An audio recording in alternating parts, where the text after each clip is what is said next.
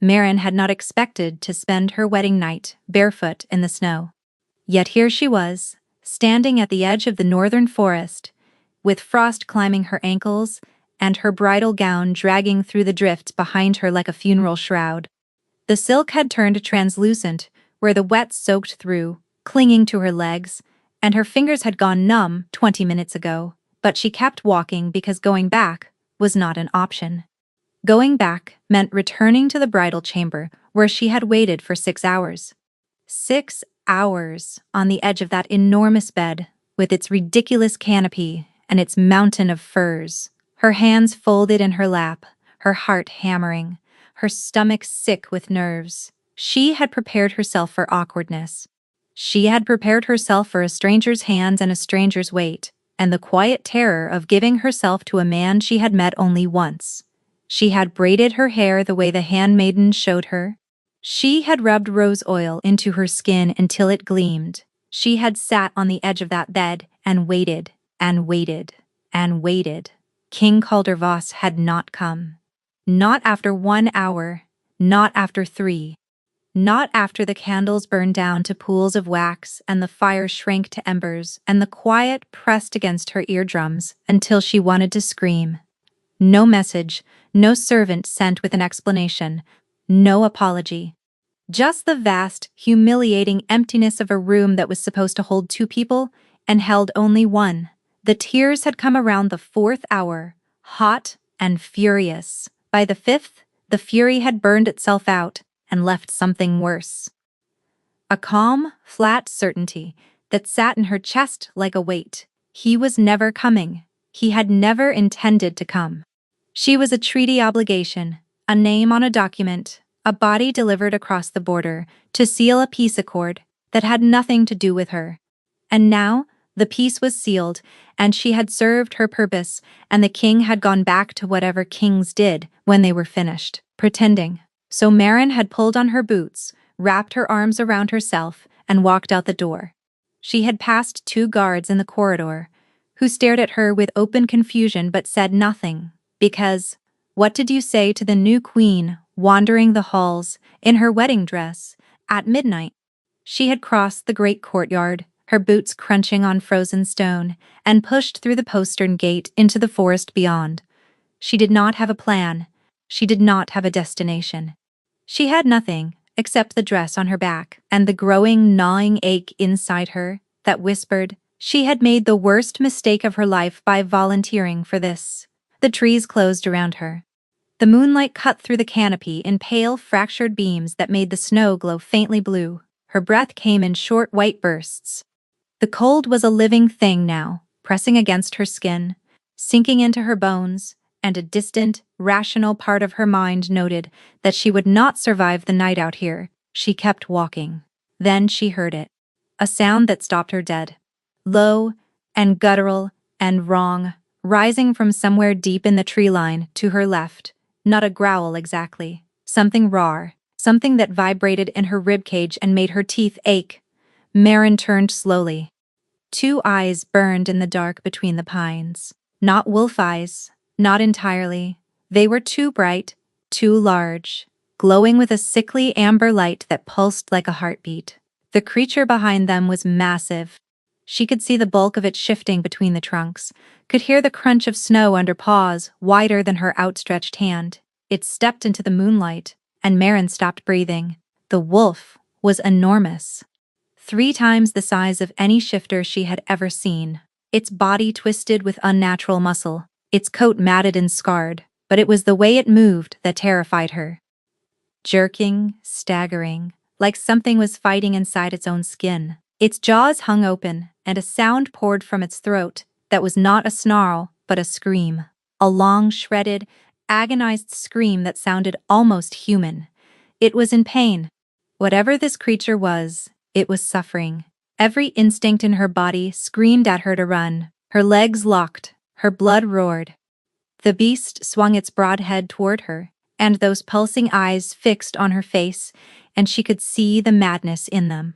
The complete absence of recognition. This was not a wolf. This was a thing wearing a wolf's shape, feral and mindless and dangerous beyond measure. It lunged.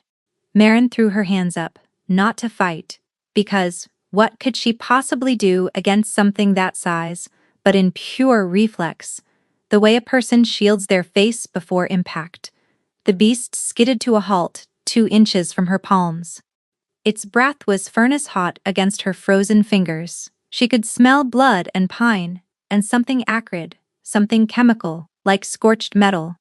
Its head hovered before her, trembling, its lips still pulled back over teeth, the length of her fingers, but it had stopped. Marin's breath came in shattered gasps. She could feel the heat radiating off the creature's body, could see the tremors running through its flanks. Up close, the scars were worse than she had thought. Deep, ragged furrows carved through its coat, and some of them were fresh, still weeping. It was hurting itself, clawing at its own body in its frenzy. She did not decide to touch it.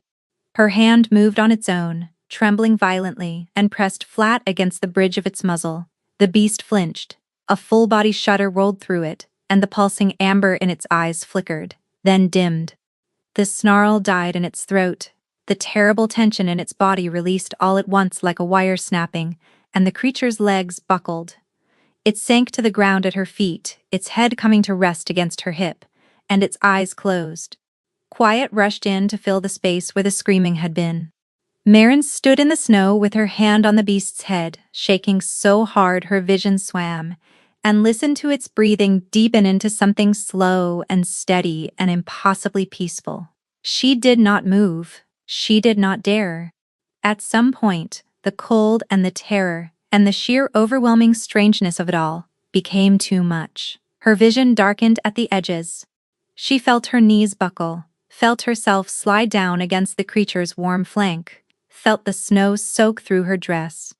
The last thing she registered before consciousness left her was the steady beat of a massive heart against her cheek. By dawn, the head of the king's guard found the bridal chamber empty, the bed untouched, the queen gone. By the time Hadrian reached the edge of the northern forest, following the trail of footprints in the snow, 30 guards were already searching the grounds. What he found stopped him cold.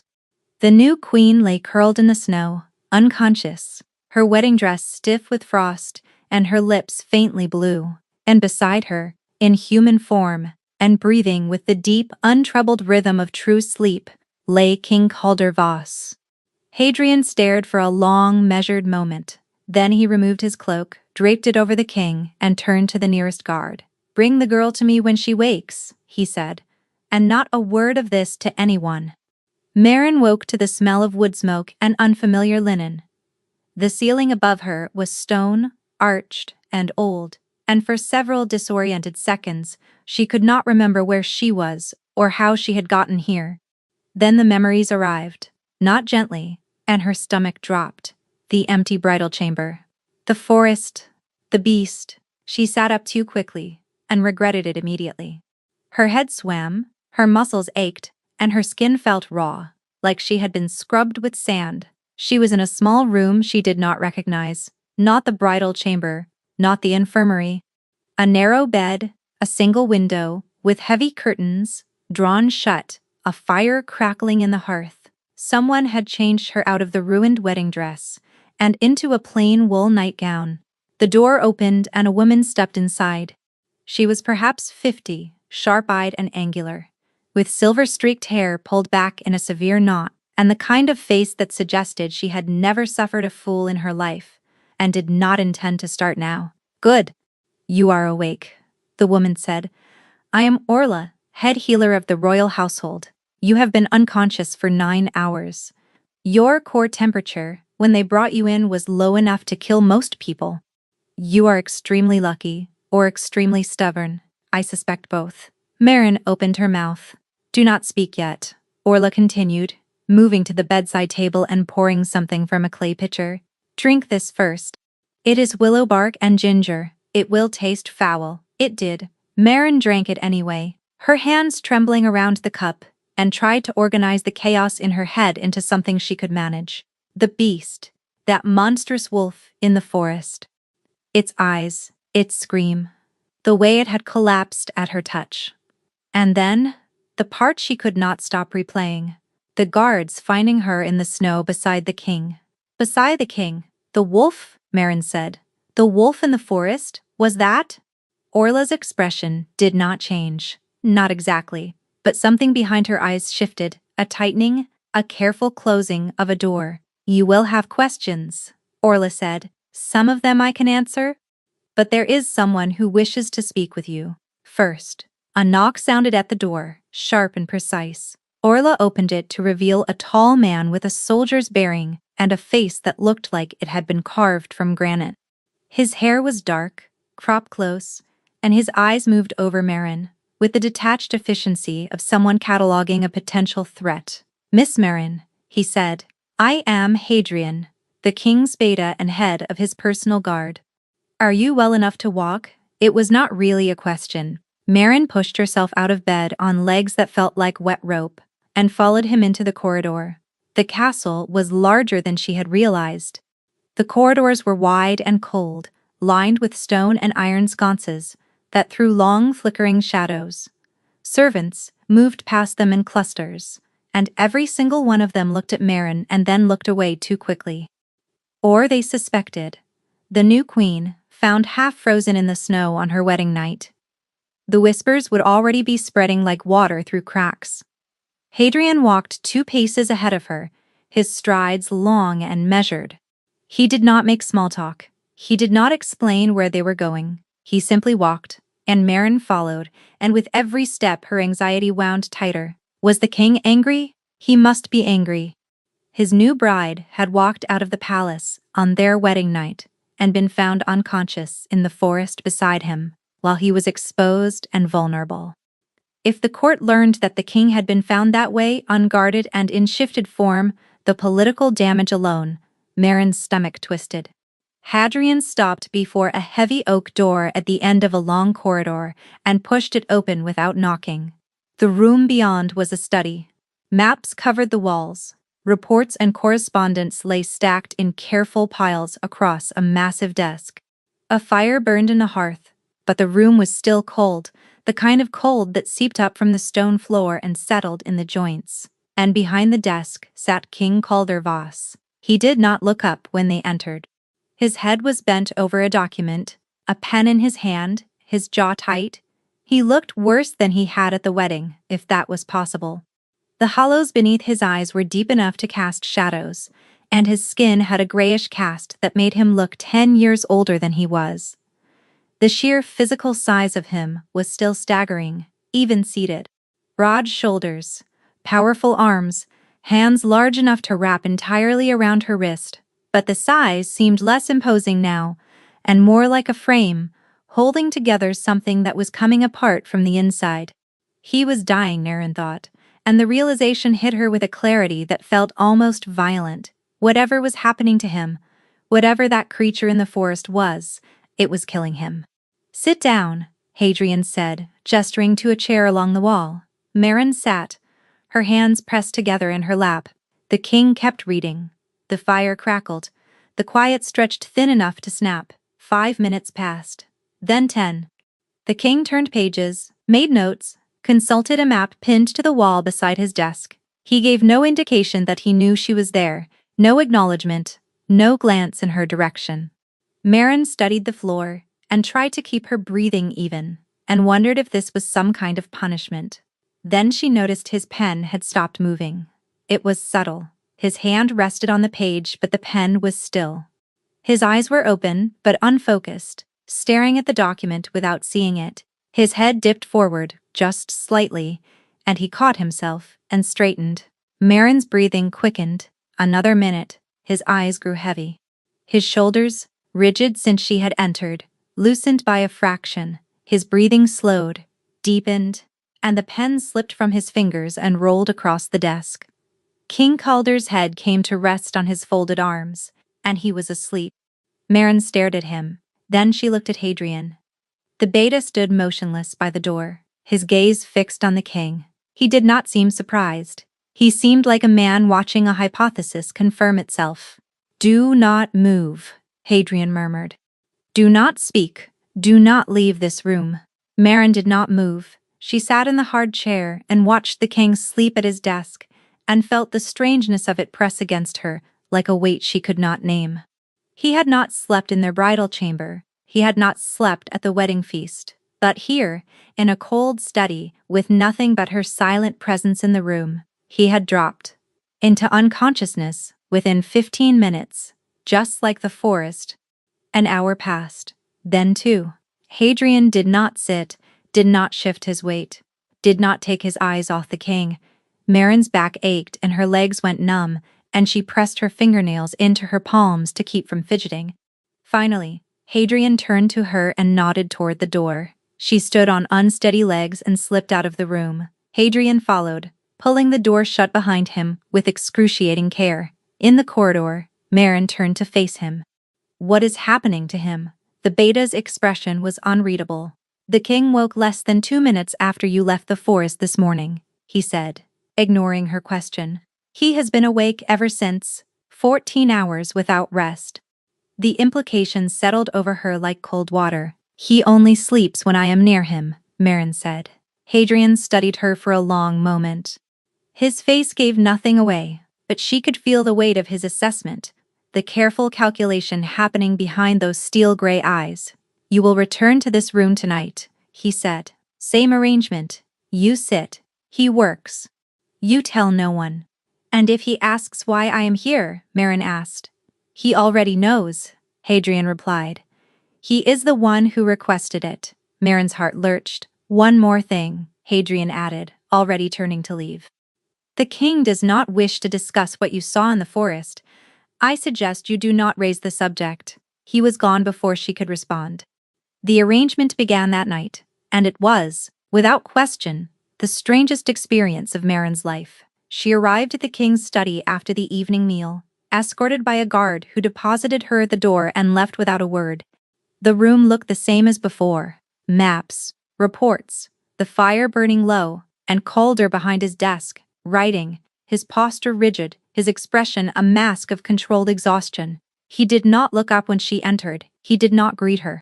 He did not acknowledge her existence. Marin sat in the chair along the wall, smoothed her skirt over her knees, and stared at the fire. The first night passed in total quiet. He fell asleep within 30 minutes, his head dropping to his arms with a heaviness that suggested his body had been fighting collapse for hours. Marin sat motionless until her spine burned, then crept out at dawn when Hadrian appeared at the door. The second night was the same, and the third, and the fourth. By the end of the first week, Marin had memorized every crack in the wall opposite her chair, every knot in the oak desk, every shift in the firelight across the ceiling. She had counted the maps on the walls, 14. She had counted the ink stains on his fingers, always 3, always on the right hand. She had memorized the exact moment his breathing would change, that soft, almost imperceptible deepening that meant consciousness was leaving him. It happened like a tide going out. The tension would drain from his shoulders first, then his jaw would unclench, then his hand would slow on the page, and then he would be gone. It was, she realized on the 5th night, the only time he looked peaceful. The rest of the time he looked like a man fighting a war against his own body. She was not supposed to talk to him. Hadrian had made that clear. The arrangement was transactional. She sat, he slept, she left. That was the extent of her purpose in the king's life, and she accepted it because she had spent 23 years accepting whatever role the world assigned her. But on the 6th night her stomach growled. It was mortifyingly loud in the silent room. The sound bounced off the walls and hung in the air like an accusation. Marin pressed her palms against her abdomen and willed the floor to consume her. Calder's pen paused. He did not look up, but the corner of his mouth moved. It was not a smile, it was barely a twitch. But it was something. Have you eaten? He asked. It was the first time he had spoken to her since the arrangement began. His voice was lower than she remembered from the wedding, rougher, like it had not been used for anything but giving orders in a very long time. Yes, Marin lied. She had not. The kitchens were hostile territory. The cook and the serving staff had made it abundantly clear that the new queen, the foreign nobody who had been plucked from a border village and dropped into their palace like a stray cat, was not welcome. Meals were delivered late and cold when they were delivered at all. Calder said nothing more. The next evening when she arrived, a tray sat on the side table beside her chair. Bread, cheese, sliced apples, a small pot of honey. No explanation, no acknowledgement. Marin looked at the tray. She looked at the king. He was reading, and did not glance in her direction. "Thank you," she said quietly. "For what?" he replied, still not looking up. Something warm flickered behind her ribs. She ate the bread and honey, and tried not to read too much into the fact that the apples had been sliced into thin, even pieces. The way she preferred, the way she had eaten them at the wedding feast, when she thought no one was watching. The trays appeared every evening after that. The food grew more varied. One night there was roasted chicken with herbs, another night a thick stew with fresh bread still warm from the oven. And one evening, tucked beside the plate, a small bunch of dried lavender tied with twine. Marin held the lavender to her nose, and breathed in, and felt something dangerous happening inside her. "You are staring," Calder said, still writing. "I am not staring," Marin replied. She was absolutely staring. He glanced up. Their eyes met for the first time in days, and the impact of it traveled down her spine, like a current. His eyes were dark, the deep gray of storm clouds, and up close they held a weariness so profound it made her ache. He looked away first. "You should eat," he said. The hush that followed was different from the ones before, thinner, and more aware. On the 9th night, Marin broke the unspoken rule and spoke without being spoken to. "Do you always work this late?" she asked. The pen stopped, a pause, long enough that she thought he would ignore her. Then, "Yes. Every night." "Every night? That seems unpleasant," she offered. He made a sound that might have been a laugh if it had any warmth in it. "It is not a matter of preference." Marin considered this. "Is it because you cannot sleep?" she asked carefully. "Or because you are afraid to?" The stillness that followed was so heavy she could feel it pressing against her eardrums. Calder's hand had gone motionless on the page. He was looking at her now, really looking, and what she saw made her wish she had not asked. Not anger, something worse. Recognition, both, he said. The word dropped into the quiet room like a stone into deep water. Marin wanted to push further, wanted to ask about the beast in the forest, about the curse that was written in every hollow of his cheeks. But the wall had come back up behind his eyes, swift and absolute, and she knew that one word was all she would get tonight. He fell asleep 12 minutes later, his head resting on his arms, his breathing deep and even. Marin sat in her chair and watched the firelight play across his features, and noticed, for the first time, the thin scars that traced along his knuckles. Not battle scars, too uniform, too deliberate, like claw marks made by his own hand. Her stomach turned. He was hurting himself. During the shifts, during the nights when the beast took hold and there was no one to quiet it, he was clawing at his own body, without knowing.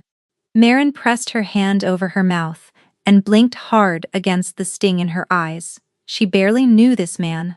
He was her husband in name only, a stranger who would not look at her across a dinner table, who had left her alone on their wedding night without a word. She had no reason to care, but she looked at those scars and she cared. She looked at the shadows carved into his cheeks, and the way sleep had softened the rigid line of his mouth into something almost young, almost vulnerable, and she cared so fiercely it frightened her. 3 nights later, Hadrian called her aside before she entered the study. "The king has made a decision," the Beta said, his expression carefully neutral. "The arrangement will change. You will no longer sit in his study in the evenings." Marin's heart sank. "Instead," Hadrian continued, "you will sleep in his chambers. A separate bed has been prepared for you." Marin stared at him. "His chambers," she repeated. "Where he sleeps, where the king sleeps." "Where the king will attempt to sleep, yes, but we are not. We have not." She felt heat crawl up her neck and flood her face. "The marriage is not consummated." Hadrian's expression remained perfectly blank. "The arrangement is medical in nature. You will sleep in a separate bed on the far side of the room. Nothing more. Marin's face burned hotter. Of course. No, I know that. I was not suggesting. I understand completely. Hadrian looked at her the way one might look at a small animal that had walked into a wall. Good. The guard will escort you at sundown. The king's chambers were enormous. That was the first thing Marin registered when the heavy doors swung open. A ceiling lost in shadow, walls lined with weapons and old banners, a hearth large enough to stand in, and at the center of it all, the bed. It was absurdly massive, carved from dark wood, draped in furs and heavy linen. And on the far side of the room, pushed against the wall like an afterthought, a narrow cot with a thin mattress and a single blanket. Marin looked at the cot. She looked at the king's bed. She looked at the cot again. The proportions here are interesting, she said to no one. A sound came from behind her, almost a laugh, and she spun around. Quolder stood in the doorway of what she assumed was his dressing room, watching her. He was in shirt sleeves, his jacket removed, and the sight of him in anything less than full, formal attire sent a strange jolt through her nervous system. "It is adequate," he said, nodding toward the cot. "For a child, perhaps," Marin replied. "Or a particularly small dog." Something moved across his expression. The ghost of amusement, faint and fleeting, like sunlight through heavy cloud. "If you are uncomfortable," he began. "I have slept in worse places, Your Majesty," she said quickly, moving to the cot and sitting down. The mattress was barely thicker than a folded blanket. "Much worse. This is perfectly fine." He lingered in the doorway for a moment, watching her with an expression she could not decipher. Then he crossed to the bed, pulled back the furs, and lay down on his back, fully clothed. Boots still on. "You are not going to change?" Marin asked before she could stop herself. He stiffened. "No, you are sleeping in your boots. I am aware.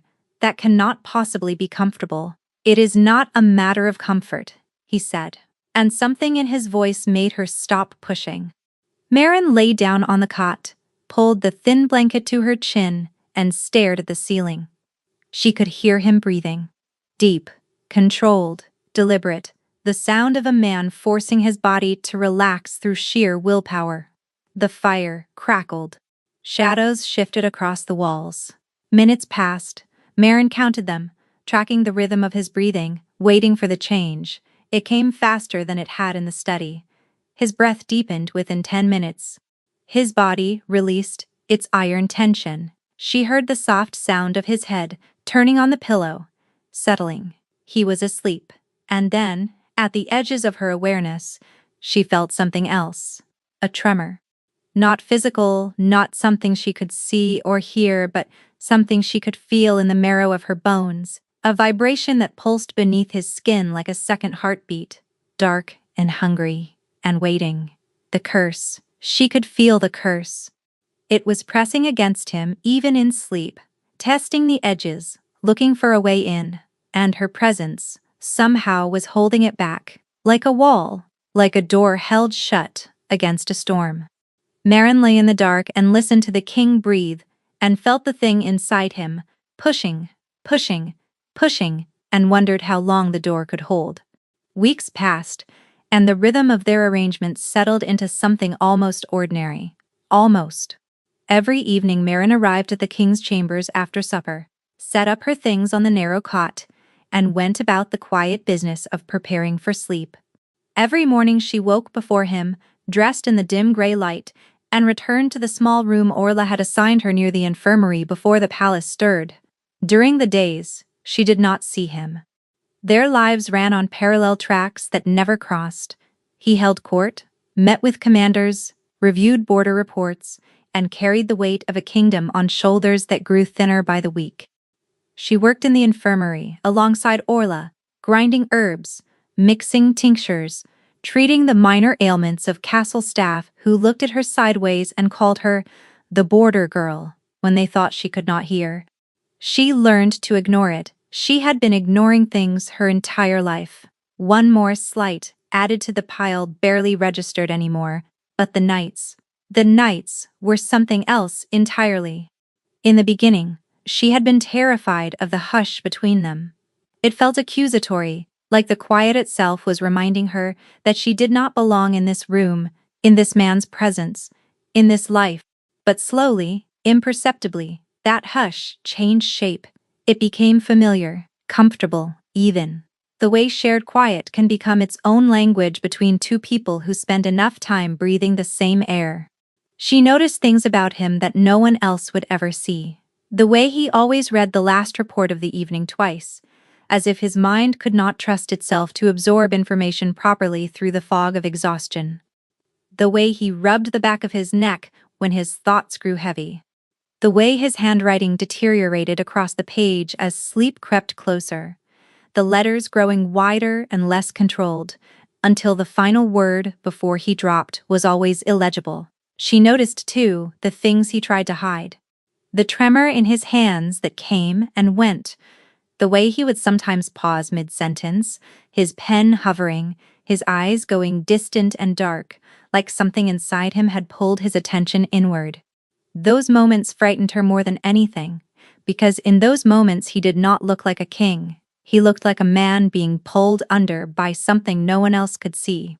One evening, she arrived to find a second blanket folded on her cot. Maren picked it up and ran her thumb over the fabric. It was thick, finely woven, far nicer than anything in the servants' stores. She glanced at Calder. He was reading, and did not acknowledge her. "Thank you for the blanket," she said. "What blanket?" he replied. Not looking up, Maren bit the inside of her cheek to keep from smiling. On another night, she found a small oil lamp on the table beside her cot, positioned so that the light fell across the pillow without reaching the main bed. She had mentioned once, not to him, but to the air itself while arranging her things, that the darkness made the room difficult to navigate if she needed water during the night. She had not expected anyone to hear. She certainly had not expected anyone to care. "The lamp is useful," she said that evening. "Hadrian arranged it," Calder said, turning a page. "Hadrian does not strike me as a man who concerns himself with lamplight placement." The page turned again. The faintest flush crept along the tips of his ears.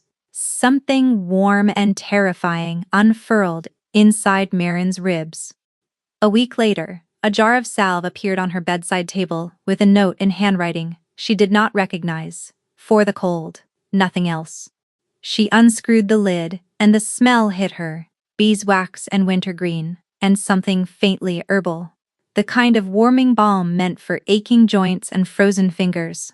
She had complained to Orla that morning about the cold settling into her hands at night, making it hard to grip the pestle the next day. Orla worked in the infirmary. Calder never visited the infirmary, which meant he had asked Orla about her, which meant he had been paying attention. The realization made her feel exposed in a way she could not explain, like standing in sunlight after years in shadow. Uncomfortable, but warm. She started talking to him, not about anything that mattered, not at first. She told him about the guardsman who had come in with a splinter in his thumb and nearly fainted at the sight of the tweezers. She told him about the kitchen cat that kept sneaking into the herb stores and sleeping on the dried mint. She told him about the old shepherd from her village, who claimed he could predict the weather by the behavior of his goats, and was right more often than he was wrong. She told him these things not because she expected him to respond, but because the darkness before sleep had become a space she felt compelled to fill. If she was going to sit in this man's room every night while he fought to quiet his own mind, the least she could do was give him something else to listen to. He never responded. Not once in the first week. But on the 8th night, as she finished a story about Orla catching the kitchen cat red-pawed in the chamomile stores and launching into a lecture that the cat apparently sat through with perfect attention, Calder made a sound. It was quiet, barely audible, muffled behind his hand. But it was a laugh. Maren froze. She looked at him across the room and found him with his head slightly bowed, his hand over his mouth, his shoulders shaking with the effort of containing it. He caught her looking, and the laugh disappeared behind a cough. "Apologies," he said stiffly. "Continue." "You laughed," Maren said, unable to keep the wonder out of her voice. "I did not. You absolutely did. It was a cough. It was a laugh, disguised as a cough, Your Majesty, and I will accept it as the highest compliment I have ever received." He looked at her then, really looked, the way he had that first night when she asked if he was afraid to sleep. And for the span of a single breath, the wall behind his eyes came down and she saw him. Not the king, not the curse. Just a man so exhausted and so isolated that a story about a cat had made him laugh, for what might have been the first time in months. Then the wall went back up. He returned to his reading. But the air in the room had changed. Something had cracked open between them, small and fragile and new, and they both knew it. After that, the stories became a ritual. She told him one every night. Some were funny, some were sad. Some were nothing at all. Just memories from a border village that no one in this castle would ever care about. But she told them anyway, and he listened. And the listening was its own kind of intimacy. She noticed he fell asleep faster on the nights she talked, as though her voice was a rope he could follow down into rest, something steady, to hold on to while the darkness pulled at him. The following night, he asked her a question. "The shepherd," he said without preamble, "the one with the goats, was he accurate about the early frost?" Marin blinked at him from the cot. "You remember?" That his jaw tightened. "You told me 3 nights ago. I do not forget things." He sounded almost defensive. Marin felt something catch in her throat. "Yes," she said softly. "He was right. He was always right. The village said he was touched by the old magic, but I think he just paid very close attention to what most people ignored." Calder was quiet for a long moment. "That sounds like someone else I know," he said. Marin's heart stopped. Then restarted with a kick that rattled her ribs. She opened her mouth to respond, but his breathing had already changed. Deeper, slower. His eyes had closed, and the rigid set of his jaw had softened into something almost gentle. He was asleep. Marin lay in the dark, wide awake, staring at the ceiling, that single sentence turning over and over in her mind. "That sounds like someone else I know." She folded her hands over her stomach and willed her pulse to slow. It did not. 3 days later, Orla sat Marin down in the back room of the infirmary and closed the door. The head healer stood with her arms crossed, leaning against the work table, her expression grave. She was silent for a long moment, studying Marin the way she studied a wound she was not sure she could treat. "How long have you been sleeping in his chambers?" Orla asked. "Almost a month," Marin replied. "And how long does he sleep when you are there?" 5 or 6 hours usually, sometimes more," Orla nodded slowly. "Before you arrived, do you know how long he slept?" Marin shook her head. She had guessed, of course. Looking at him, the shadows, the tremors, the way his body seemed to burn through itself from the inside, but guessing and knowing were different things. "Minutes," Orla said. "Some nights, nothing at all. He has not slept properly in over a year. Not since the siege." The word landed like a fist. "What siege?" Marin asked. Orla's mouth thinned. She moved to the far shelf and pulled down a small leather-bound journal, old and cracked at the spine, and set it on the table between them. "The Ashenmoor siege," she said. 9 months ago. A rogue pack called the Greymaw held a mountain pass on the northern border. Their alpha, a man named Declan, believed the crown had abandoned the outlying settlements. There were raids. Villages burned. Innocent people killed. Marin's stomach tightened. The king marched north to end it. He offered terms. Declan refused. The battle lasted 3 days. Orla paused. "I will not describe what happened on those mountains, child. You do not need those images in your head." But the king came back different. Broken in a way that bones and herbs cannot fix. "The curse," Marin whispered. Orla looked at her sharply. "What do you know about that?" "I know something is inside him," Marin said, the words spilling out. "I can feel it at night. It presses against him when he sleeps, like something trying to break through, and when he shifts." She trailed off, remembering the beast in the forest. The screaming, the pulsing amber glow. "His wolf is corrupted," Orla said quietly. "Declan's mother was a bone witch. Before she died, she cursed the king. We do not know the exact nature of it. We know the effects. He cannot sleep without being dragged into a place of suffering. His wolf has become something unrecognizable, and both are getting worse. Marin felt the blood drain from her face. Worse how? The shifts are more violent, more frequent. He loses control for longer. Last month, before you came, he shifted in the west courtyard and nearly killed 2 of his own guards before Hadrian brought him down. Orla's voice was steady, clinical, but her hands gripped the edge of the table hard enough to whiten her knuckles. The healers have tried everything in their power, every remedy, every counter-curse, every old magic in the archives. Nothing works except me, Marin said. The quiet that followed was deafening. We do not understand why, Orla admitted. The leading theory is your scent. Some wolves carry a pheromonal signature with sedative properties, rare but documented. Combined with the herbal compounds you absorb through your work here, the effect seems to suppress the curse at close range. Suppress, Marin repeated. Not cure. No, Orla said, not cure. The word hung between them, heavy with everything it implied. She was a bandage on a wound that was still bleeding, a finger pressed against a crack in a dam. The curse was not gone. It was waiting. How long does he have? Marin asked. Orla looked away. Hadrian believes 6 months, perhaps less. The shifts are accelerating. Each one tears his body apart and puts it back together worse than before. Even an alpha cannot sustain that indefinitely. Marin sat very still. The room felt smaller than it had a moment ago, the walls pressing inward, the air thicker. 6 months. The man who slept beside her every night, whose hand found hers in the dark, whose rare, reluctant laughter had become the best part of her day, had 6 months to live. She blinked hard and pressed her knuckles against the table. Does he know? She asked. He has known from the beginning, Orla said quietly. Why do you think he agreed to the marriage? A dying king needs an alliance secured before the end. You were the treaty, the peace accord with your people. He did not expect to survive long enough to be a husband to you. The words hit her with a force that stole her breath.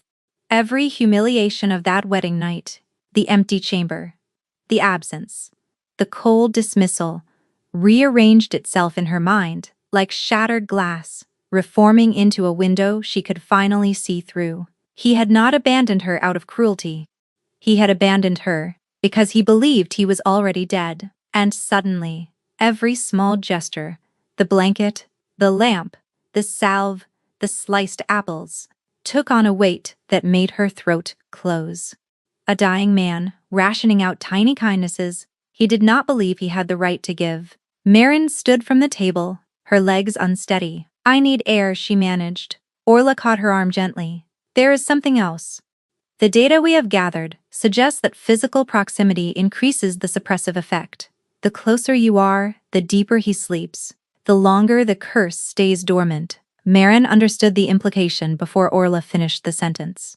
You want me to sleep closer to him, she said. I want him to survive, Orla corrected. And right now, you are the only thing keeping him alive. That night, a second pillow appeared on the king's bed, not beside his own pillows. At the foot of the bed, near the edge, separated by several feet of mattress, a compromise, an offer. Marin stood in the doorway staring at it. Calder sat on the edge of the bed, with his back to her, his shirt removed, and the sight of his bare shoulders hit her like a wave, broad and powerful, tapering to a narrow waist, his skin mapped with scars she had never seen before.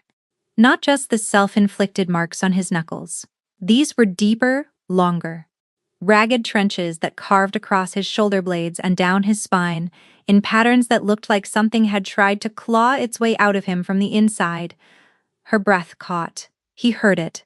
He turned his head slightly, caught her staring, and something complicated moved through his expression. You do not have to do this, he said. I know, Marin replied. Her voice came out steadier than she felt. She moved to the bed and sat on the edge near the second pillow. The mattress was softer than anything she had ever slept on. It felt like sinking into warm water. The distance between them was vast enough to be proper. Close enough that she could feel the warmth coming off his skin. For the record, Marin said, tucking her legs beneath the covers, I am not doing this because Orla told me to. or because Hadrian arranged it. I am doing it because you look like you have not slept well in a year, and I happen to be good at sleeping, and it seems rude not to share. Something passed through his expression, not amusement, not quite.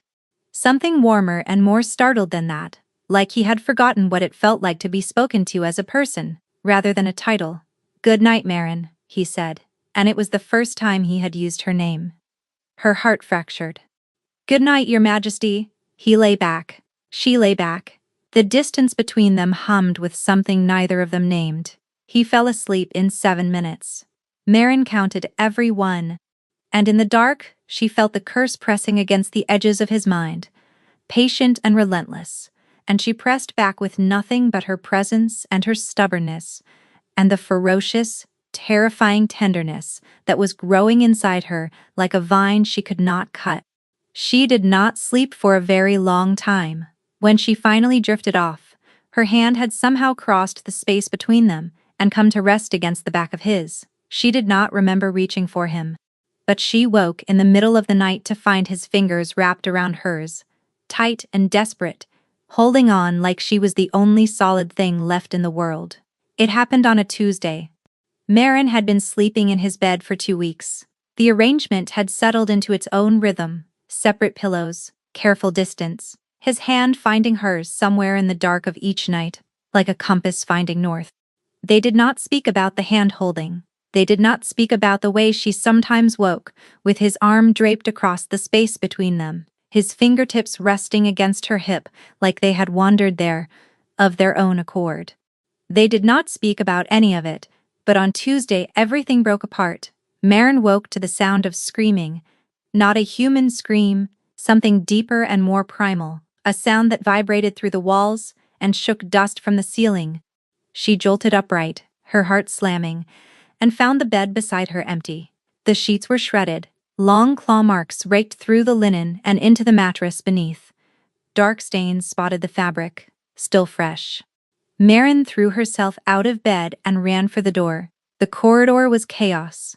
Guards sprinted past her, swords drawn, their faces rigid with barely contained fear. Someone was shouting orders from the direction of the courtyard. She followed the noise, barefoot, her nightgown whipping around her ankles, and burst through the doors into the east courtyard. The beast was there, massive and wrong and thrashing against the chains that 4 men were struggling to hold. Its coat was matted and damp, and the screaming that poured from its throat was the same agonized, shredded sound she remembered from the forest. Its eyes burned amber in the torchlight, rolling with a madness that had no recognition in it. No intelligence, no king. Hadrian stood at the edge of the courtyard with his sword drawn, his jaw set in grim calculation. Beside him, 2 guards lay motionless on the ground. "Get her out of here," Hadrian commanded without looking at Marin. She did not move. The beast swung its head toward her, and for one terrible moment those amber eyes locked on her face. The creature lunged against the chains, and the men holding them staggered forward, their boots skidding on the cobblestones. Marin walked toward it. "Stop!" Hadrian's voice cracked like a whip behind her. "That is a direct order." She kept walking, her bare feet slapped against cold stone. Her blood roared in her ears so loudly she could barely hear the shouting around her. The beast snarled, a wall of sound and fury that should have stopped her dead. She raised her hand. The creature flinched, just like the forest, a full-body shudder that rippled through its frame, and the snarl died in its throat. Its eyes flickered, amber dimming to something darker, something almost recognizable. Marin pressed her palm against the beast's muzzle, and it collapsed. The chains went slack. The courtyard fell silent except for the ragged breathing of the guards, and the slow, deep rhythm of the creature's lungs as it sank to the ground at her feet. Marin knelt beside it, her hand trembling against its scarred fur, and felt the tremor beneath its skin, the curse, coiled and hungry, pressing against the boundary of her touch, but receding. Slowly, reluctantly, pulling back like a tide, dragged out by the moon, the beast shrank. The terrible unnatural size of it diminished, bones shifting and reshaping beneath the skin until the wolf was gone, and there was only a man lying broken and human on the cold cobblestones, his chest heaving, his skin sheened with sweat. Calder opened his eyes and looked up at her.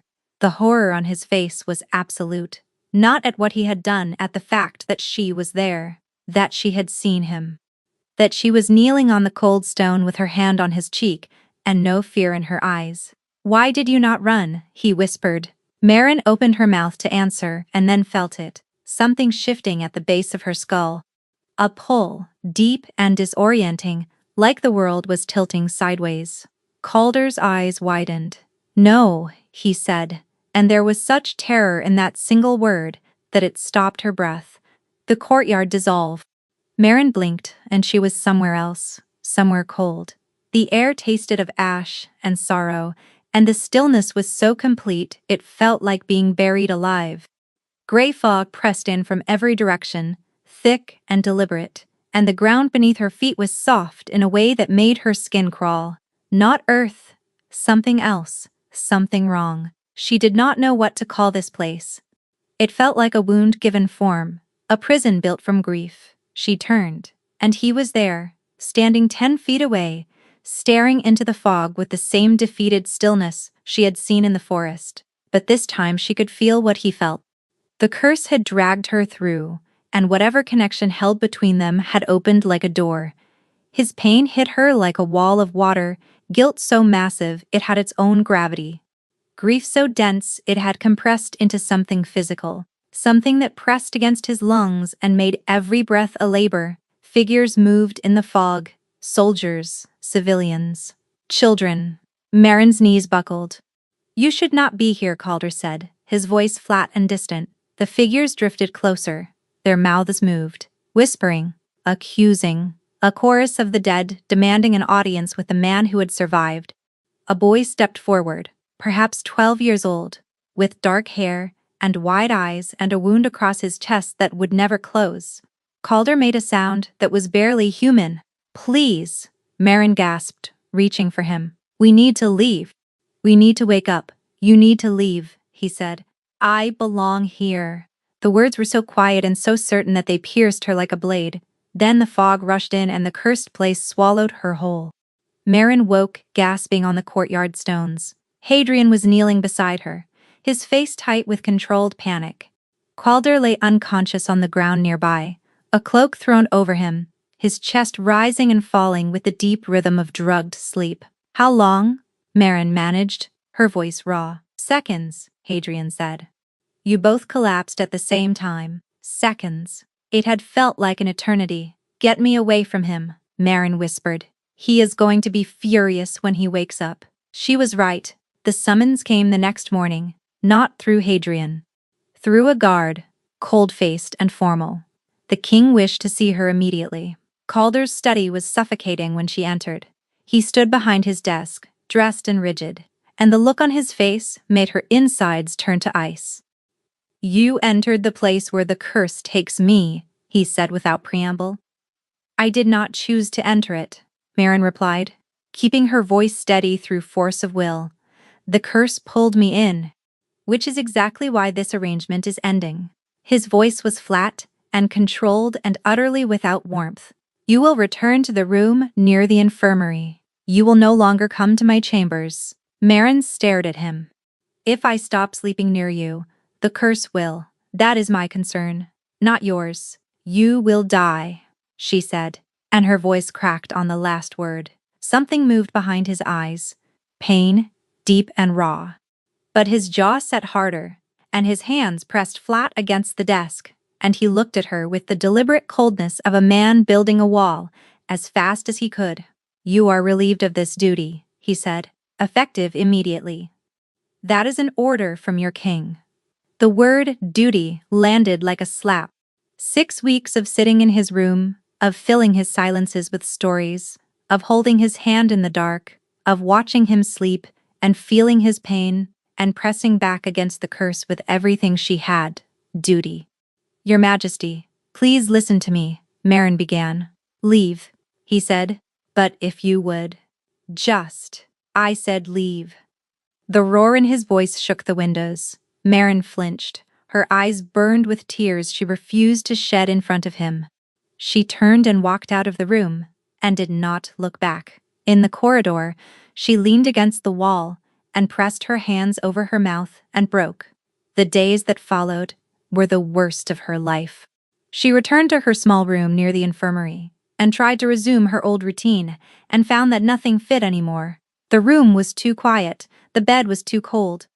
The absence of his breathing beside her was a physical ache that settled behind her sternum and would not leave. She could not eat. The food turned to ash in her mouth. She could not sleep.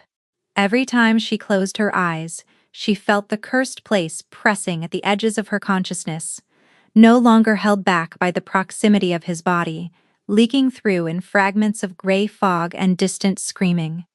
The migraines began on the third day, blinding, vicious, pulsing behind her eyes, with a rhythm that matched the thing she had felt beneath his skin.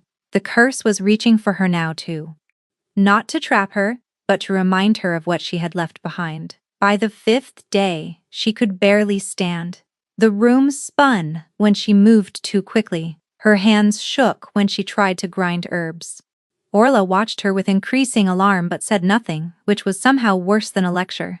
She caught glimpses of him across the castle, a shadow at the end of a corridor, a broad-shouldered silhouette in a window across the courtyard. Once, passing through the great hall, she heard his voice, and the sound of it hit her like a blow to the chest. She stopped walking and stood perfectly still and let the pain wash over her. He never looked at her. Not once. But she could see the cost. The shadows beneath his eyes had deepened to bruises. His skin had taken on the grayish pallor of a man running on fumes. His movements, always controlled, had become stiff and mechanical, like his body was a machine. He was operating through sheer willpower. He was not sleeping.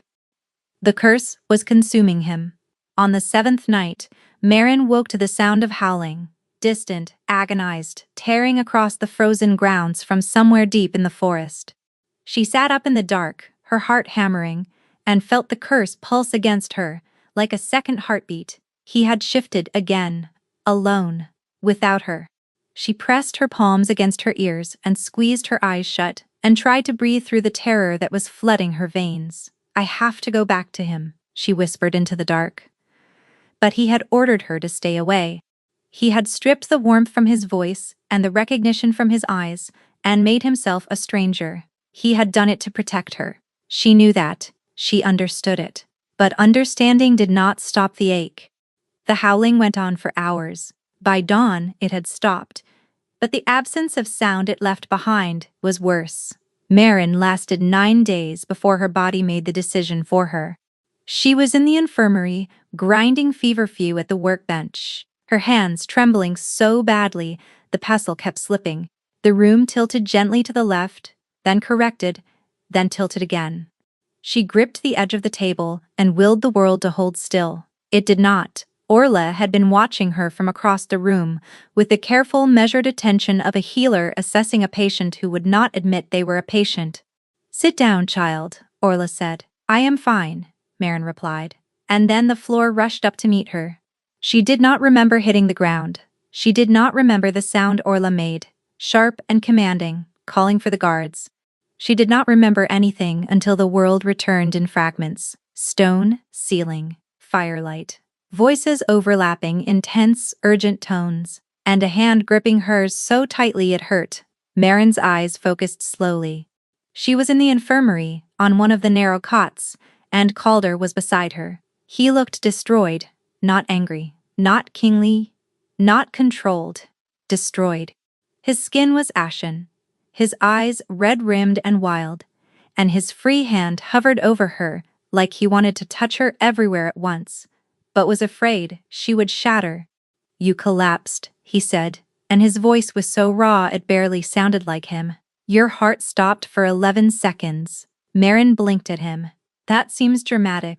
He made a sound, somewhere between a laugh and a sob, and his forehead dropped against their joined hands. His shoulders shook once, hard, and then he forced them still. Orla stood near the doorway, arms crossed, her expression a complicated mixture of vindication and genuine fear. "Your Majesty," Orla said carefully, "I would like to explain what is happening to her, with your permission." "Tell me," Calder said without lifting his head. "She is dying," Orla said. "And so are you." For the same reason, the stillness that followed was so absolute Marin could hear the fire breathing in the hearth. "Explain." Orla moved into the room, pulling the door firmly shut behind her. "The bond between you is not simply chemical. It is not just her scent suppressing the curse. It is a mate bond, incomplete, and fighting to close, and the longer you hold it open, the more it will tear you both apart." Marin drew a sharp breath. She looked at Calder and found him staring at Orla with an expression she had never seen before, not shock, recognition. The dull, resigned recognition of a man hearing aloud what he had already known. "You knew," Marin whispered. He did not deny it. "How long?" she asked, and her voice cracked. "Since the forest," he said quietly. "Since you touched my wolf, and it stopped fighting. Wolves do not stop for strangers, Marin. They stop for one person." The tears came before she could catch them. "Then, why did you send me away?" His hand tightened around hers, and the pain that moved through his expression was so naked it made her want to look away. "Because the bond ties your life to mine," he said, "and my life is ending. The curse is winning. Every night it takes more of me, and when it finally takes everything, anyone bonded to me will follow." His jaw clenched hard enough to whiten. "I would rather die alone than drag you into the dark with me." Marin stared at him through blurred vision. "You selfless, stubborn fool," she whispered. Orla cleared her throat. "If I may. The curse is indeed growing stronger, but that does not mean it cannot be fought. What concerns me is that it should not still be this powerful. Bone witch, curses of this type are parasitic. They feed on something in the host, and when that something is depleted, they wither." She paused, her gaze sharpening. "Yours has not withered, Your Majesty, which means it is still being fed." Calder went very still. "Fed by what?" "Guilt," Orla said flatly. "Grief. Self-punishment. Whatever you carry from that siege, you have been feeding this curse every night like kindling on a fire. It is not surviving on magic alone, it is surviving on you." The color drained from Calder's face. He released Marin's hand and stood crossing to the window. His back was a rigid wall of tension, his shoulders drawn up tight, and Marin could see the muscles in his jaw working as he fought to maintain control. "Tell us," Marin said, pushing herself upright on the cot despite the runes swimming around her. "Tell us what happened at Ashenmoor. The real story, not the version in the reports." He braced his hands against the windowsill. The stillness stretched. Marin did not fill it. She waited, and the waiting was its own kind of courage. "There was a girl," Calder said at last, and his voice was barely audible. "A shepherd's daughter from one of the border settlements. 14 years old. Her name was Elspeth. She came to us during the third night of the siege, carrying a white banner and a message from the civilians trapped inside the pass." His knuckles whitened against the stone. "They wanted to surrender. Declan's warriors would not allow it, but the families, the children, they wanted out. Elspeth had slipped through the lines at night to reach us. She was terrified, but she spoke clearly. She had rehearsed what she was going to say. She had memorized the number of families, the number of children. She had counted them all." Marin's throat tightened. "I told her to go back," Calder continued, each word dragged out like a splinter from flesh. "I told her we would hold fire at dawn and open a corridor for the civilians. I gave her my word. I looked a 14-year-old girl in the eye and promised her that her people would be safe." His head dropped between his shoulders. But the corridor was ambushed. Declan had anticipated it. He used his own people as shields, the very families Elspeth had counted and named. And when the fighting started, the girl, he stopped. The room held its breath. She was running toward our line, with the white banner still in her hands. My archers did not see the banner. They saw a movement, a breath that sounded like it cost him everything. She died 30 paces from safety. I held her body afterward. She was still holding the banner. She had tied it around her wrist so she would not drop it. Marin pressed her hand over her mouth. Tears streamed down her face. Every night, Calder whispered, the curse shows her to me. Every night she runs. Every night I fail to stop it. And every night she looks at me and asks why I did not save her. But you tried, Marin said, her voice thick. You opened the corridor. You gave your word. My word killed her, he said. My arrogance killed her. I believed I could control a battlefield, and a child paid the price. Orla spoke quietly, and that is what feeds the curse, not the memory. The belief that you deserve to be punished for it. Calder said nothing. His stillness was its own answer. Marin wiped her eyes. Will you let me help you? He turned to face her. The look in his eyes was the loneliest thing she had ever seen. I cannot let you die for me, Marin. Then let me live with you, she said. Let me fight beside you, but stop trying to save me by destroying yourself. He stared at her across the room, and she watched the war play out behind his eyes. The desire to protect her pulling against the desperate, aching need to let her in. Please, she said. Let me stay. His resolve broke. She saw it happen, the exact moment the wall came down, and it was not dramatic or explosive. It was quiet. His shoulders dropped, his fists unclenched, his eyes closed. Stay, he said. She returned to his chambers that night. Neither of them spoke as they climbed the stairs. The castle was quiet around them, the corridors dim and empty, and their footsteps echoed off the stone in a rhythm that felt like a heartbeat. Marin's pulse hammered in her throat, not from fear, but from the sheer, overwhelming weight of what was happening. She was choosing this. He was letting her. The door closed behind them, and they stood in the familiar room, the massive bed, the dying fire, the weapons on the walls, and looked at each other with the raw, unguarded honesty of two people who had run out of walls to hide behind. I need to tell you something, Marin said. Calder watched her waiting. I volunteered for this marriage, she said. Not because I wanted to be queen, not because I wanted power or safety or a title. I volunteered because no one else would. She swallowed hard. My village needed the treaty. The pack elders called for a bride. And every woman with a family, with a name, with something to lose, refused. So I stepped forward, because I had nothing to lose. Her voice dropped. I have spent my entire life being the person no one would miss if she disappeared, the one who could be spared. Calder's expression shifted. Something raw and furious and achingly tender moved through his eyes. You are not that person, he said, and his voice held a conviction so absolute it shook her. You were never that person. He crossed the room in 3 strides and took her face in his hands, and the contact sent a shockwave through every nerve in her body. His thumbs brushed across her cheekbones, wiping away tears she had not realized were falling. I spent 6 hours on our wedding night pacing the corridor outside your door, he said, his forehead resting against hers. 6 hours trying to make myself walk in and be the husband you deserved. But I could feel the curse clawing at the inside of my chest, and I was afraid. His voice broke. I was afraid I would shift in my sleep and hurt you, that the beast would wake beside you and you would see what I really am. I have already seen, Marin whispered. I knelt beside the beast on the cobblestones and put my hand on its face, and it lay down. You do not frighten me. Calder, you should be frightened, he said. Probably, she agreed. But I am done being sensible about this. She kissed him. It was not gentle. It was the kiss of a woman who had spent weeks holding herself back, and the sound he made against her mouth, low and desperate and aching with relief, unraveled every knot of restraint she had left. His hand slid into her hair and he kissed her back with a ferocity that stole the breath from her lungs. He pulled her closer, closer, like the distance between them was an injury he was trying to heal through sheer force.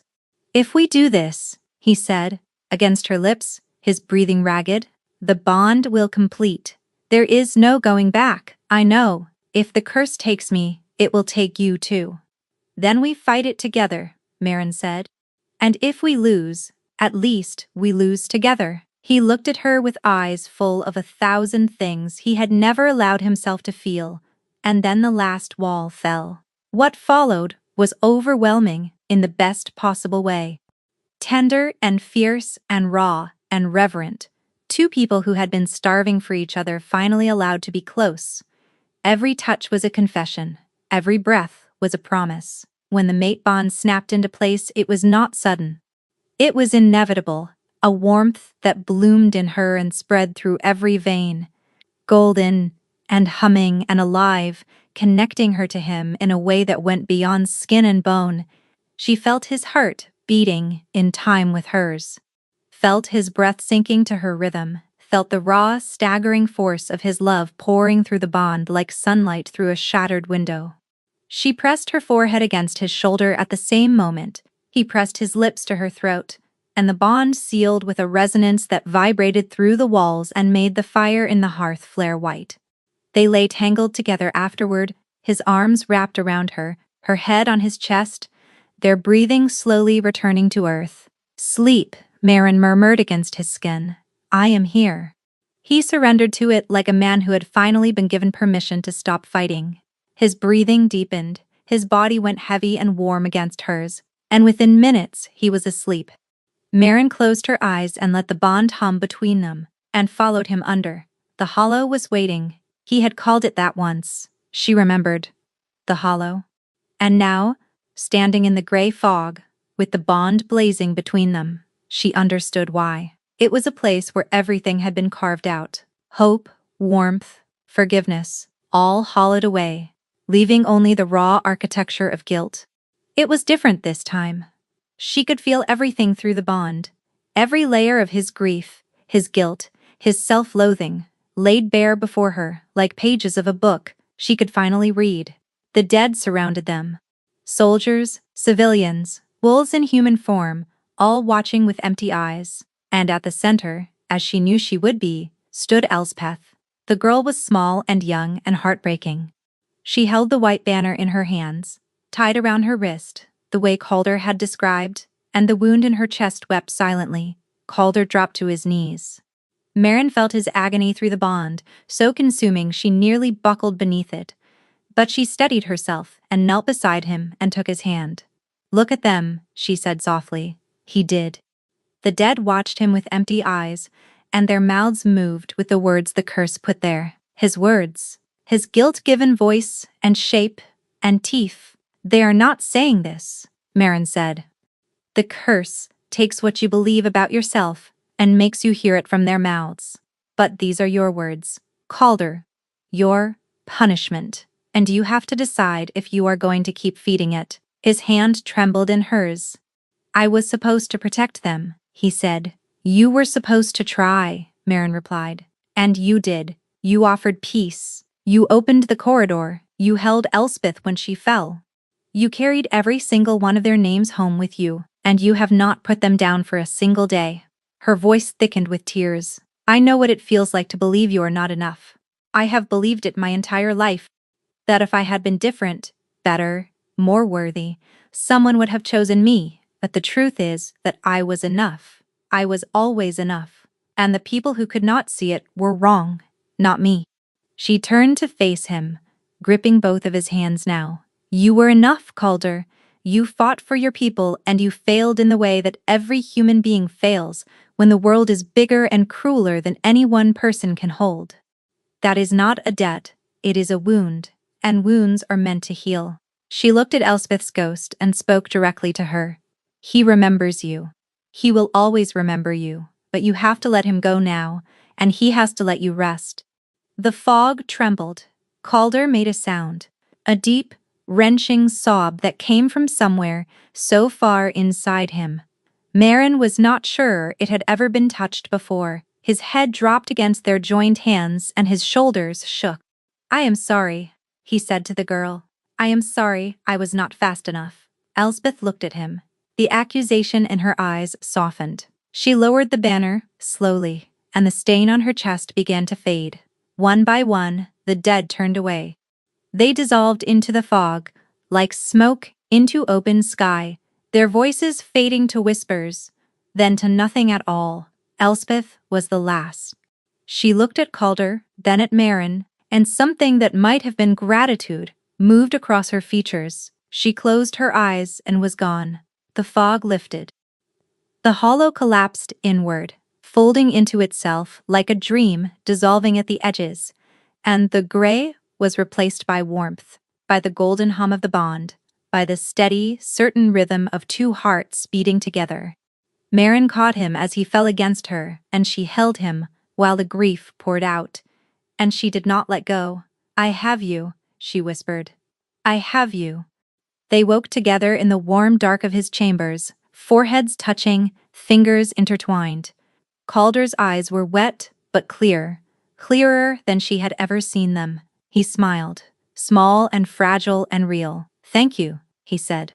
Marin kissed his forehead.